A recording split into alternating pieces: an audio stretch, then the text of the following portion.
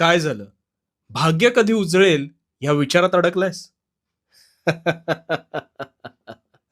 चल तर, आज भाग्य कसं उजळेल ह्याची गुरुकिल्ली तुला देतो तर. भाग्य भाग्य म्हणजे तरी काय रे?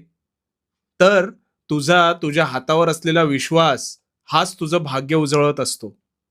तुला प्राप्त झालेला हा मानव जन्म हेच तुझे अहोभाग्य आहे. आता हेच तू विसरतोस. कारण हातावरच्या रेषा हे भाग्य ठरवत नसतात.